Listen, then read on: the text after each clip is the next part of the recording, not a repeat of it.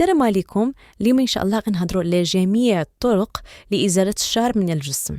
غنبداو من اللي معروف تنوصلوا اللي ما معروفش. غادي نهضروا على السلبيات والايجابيات ونعطيو بعض النصائح. اول طريقه وهي حلاقه بالشفره. هاد الطريقه باش تبينا انها اولا سهله وسريعه، ثانيا انها غير مؤلمه، ثالثا التكلفه ديالها منخفضه، رابعا انها كتقشر البشره يعني كتحيد حتى الخلايا الجلد الميته.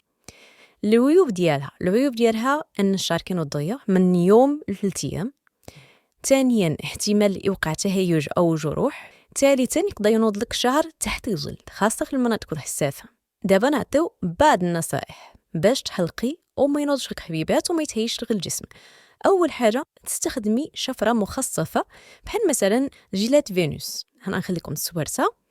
ترطبي البشره ديالك بالماء دافي، من بعد كديري جل ديال الحلاقه، من بعد كتحلقي في نمو الشعر باش تقلي التهيج، وكتستخدمي شفره حاده ما تكونش شفره قديمه. وحاجه واحده اخرى وهي من بعد الحلاقه ضروري ما ديري كريم فيوسيدين باش ما ينوضش لك حبوب. لترطيب المنطقه وتبييض المنطقه ممكن تستعملي هيبيوديرما سنسيتيف كريم. غنخليكم صورته. هذاك كريم امن لكن كيحتاج مده طويله باش تشوفوا نتائج.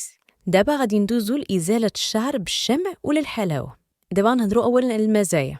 انها كتحيد الشعر من الجذور، وهذا كيخلي الشعر كينوض انعم واقل كثافه مع الوقت.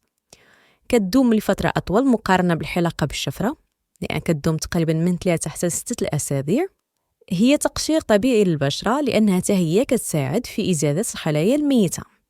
العيوب ديالها اولا انها مؤلمه خاصه للمبتدئات وخصوصا في المنطقه الحساسه، احتمال حدوث احمرار ولا تهيج خاصه اذا ما جهزتيش البشره بشكل صحيح. كتحتاج ان الشعر يكون طويل شويه تقريبا 5 ملم باش تكون الحلاقه ناجحه يعني فعاله. دابا نصائح قبل وبعد ازاله الشعر بالشمع والحلاوه. قبل الازاله اولا تاكدي ان طول الشعر مناسب، ما يكون لا قصير بزاف لا طويل بزاف. قبل ما تحيدي الشعر خدي واحد دوش دافي باش يفتح لك المسام ويخفف الالم. ثالثا البشره تكون نقيه ما يكون فيها لا كريمات لا زيوت. رابعا قشري بشرتك قبل بيوم ولا يومين باش تمنعي نمو الشعر تحت الجلد. من بعد ازاله الشعر ممكن تستعملي زيت جوز الهند باش تهدئي البشره. تجنبي التعرض المباشر للشمس ولا استخدام عطور ولا مقشرات لمدة 24 ساعة. حاولي تلبسي ملابس قطنية باش تقلي من داك الاحتكاك والتهيج. ومن بعد يومين ديري واحد التقشير خفيف باش تجنبي نمو الشعر تحت الجلد. دابا غنهضروا على ازاله الشعر بالكريمات. واش هي خيار مزيان ولا لا؟ الكريمات اللي كتحيد الشعر اش كدير؟ كتفكك البروتينات اللي هو الكيراتين في الشعر مما كيجعلو كيدوب، ويمكن ملي كيدوب كتولي تمسحيه بسهوله، كتحيديه بسهوله. وهي من الطرق السريعه والسهله لكن ليست مناسبه للجميع. المزايا ديالها اولا انها ماشي مؤلمه على عكس الشمع والحلاوه طبعا. ثانيا سريعه وسهله حيث كتستغرق فقط من 5 إلى 10 دقائق. كتعطيك بشرة ناعمة لأنها كتحيد الشعر من سطح الجلد وما كتسببش خطر الجروح بحال انحلاقة. العيوب ديالها النتائج ديالها قصيرة في أمد، يعني الشعر كينوض من 2 حتى 5 أيام بحال الحلاقة تقريبا. الرائحة ديالها كتكون قوية بسبب المواد الكيماوية المستخدمة في إذابة الشعر. كتقدر دير لك تهيج والحساسية خاصة للبشرة الحساسة. ماشي مناسبة لكل المناطق. بعض الكريمات ما كينصحش بها الوجه أو المنطقة الحساسة. الشعر كيكون سميك ما كتحيدوش كامل، وهذا اللي كيخلي بقايا من الشعر على الجلد. اولا كتختبري الكريم، كديري كميه صغيره على منطقه صغيره من البشره ديالك، كتسناي واحد 24 ساعه باش تاكدي من عدم حدوث تهيج او حساسيه. ثانيا كتختاري الكريم المناسب، يعني مثلا ما تستخدميش كريم الجسم للوجه. ثالثا كتبعي التعليمات، يعني ما تخليش الكريم اكثر من الوقت المحدد اللي محدينه لك باش ما يسببش لك حروق كيميائيه او احمرار البشره، حيت كاين الناس اللي كتحرق لهم البشره ديالهم به.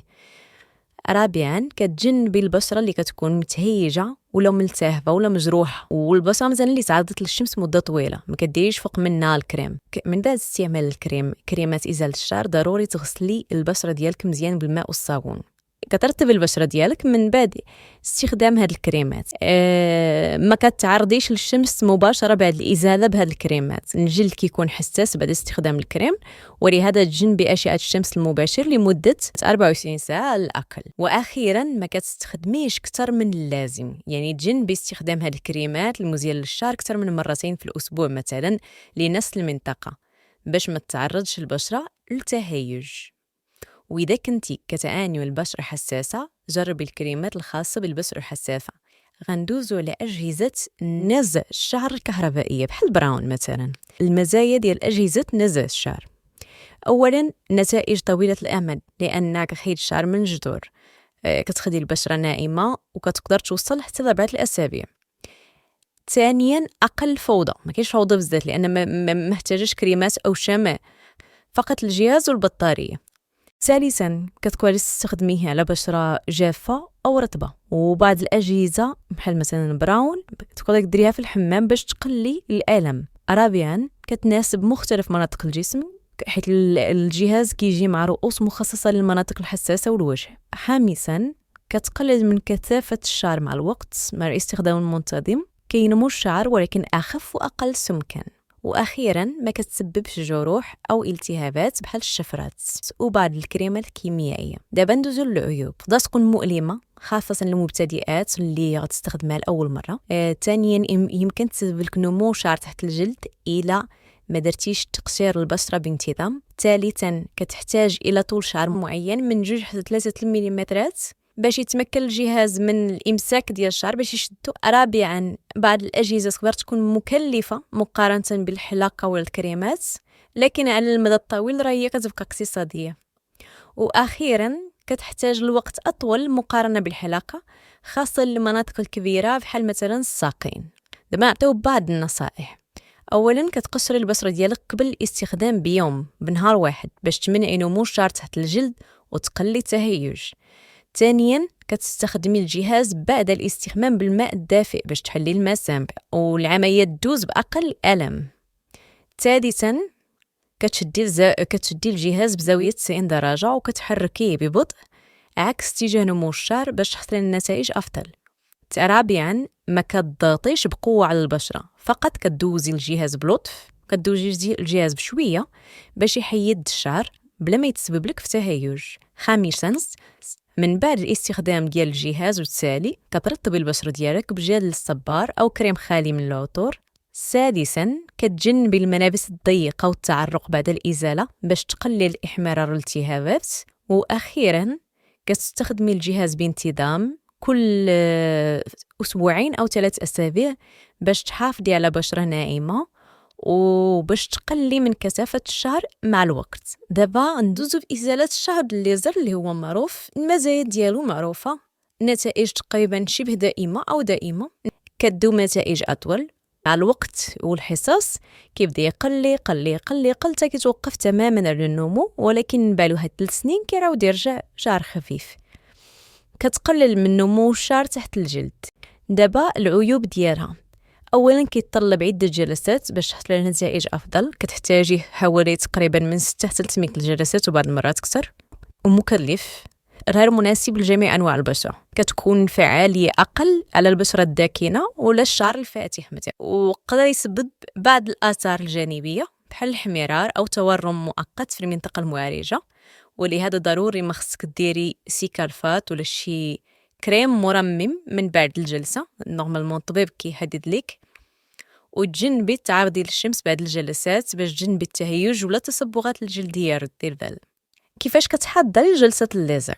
اولا كتجنبي ازاله الشعر باستخدام الشمع والحلاوه لمده 4 إلى 6 أسابيع قبل الجلسه، لان الليزر كيستهدف الشعر اللي موجود تحت الجلد، ولهذا غتبقاي تحيديه غير بالشفره لمده 4 إلى 6 أسابيع. هاكي راه يحددها لك الطبيب اللي غتحيدي عنده.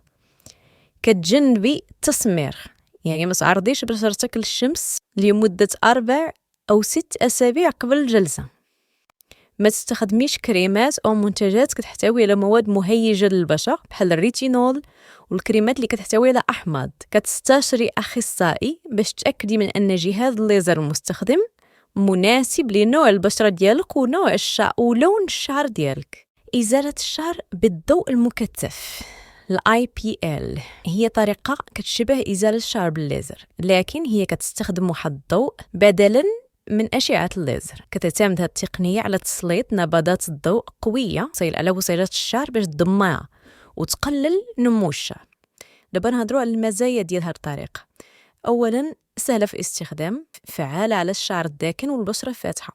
ثالثاً نتائج هي طويلة في الأمد، بعد عدة جلسات كدير تلاحظي بأن انخفاض في كثافة الشعر وتقدر تولي نتائج شبه دائمة مع الاستخدام المنتظم. أقل ألماً مقارنة بالليزر. هي استخدام آمن في المنزل، مثلا شي واحد لا بغى يشريها ويستخدمها راسو، وهي أسرع في المعالجة لأنك تقدر تستخدميها على مناطق أكبر مقارنة بالليزر، وهذا كيوفر لك وقت أطول على المدى الطويل. دابا ندوزو للسلبيات. أولاً كتطلب حتى عدة جلسات بحال الليزر باش تحتاجي نتائج أفضل، خاصك واحد 6 حتى 12 جلسة. نتائج أقل فعالية على الشعر الفاتح والبشرة الداكنة، غير مناسب للمناطق الحساسة نهائياً، غير فعال مع الشعر الرمادي والشعر الأشقر. كيفاش كتحضري لهاد الجلسة استخدام جهاز IPL؟ أولاً تتجنبوا الشمع قبل الجلسة بحال الليزر، خاص يكون الشعر قصير باش يتم امتصاص الضوء بشكل صحيح.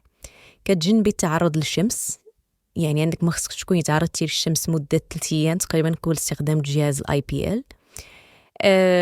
كتستخدمي جهاز على بشرة نظيفة وجافة ضروري وخالية من أي مستحضرات تجميل أو كريمات. كتجنبي الكريمات الموضعية المهيجة بحال اللي كتحتوي على الريتينول والأحماض الفواكه. دابا غادي ندوزو لإزالة الشعر بالفتلة اللي هو الخيط. شنو هي الإيجابيات ديالها؟ أولاً دقة عالية، لأن الفتلة كتوفر واحد الدقة ممتازة في إزالة الشعر من المناطق الصغيرة بحال مثلا الحواجب والشفة العليا ومناطق اللي كتكون صغيرة. ثانياً النتائج كتدوم مدة طويلة عدة أسابيع لأن الشعر كيتحيد من الجذورة. ثالثاً طبيعية وآمنة، لأنها ما كتطلب استخدام حتى شي مواد كيماوية أو مستحضرات. كتبقى تسبب لك تهيج واحمرار مؤقت، وكهاد الحميرة كيختفي.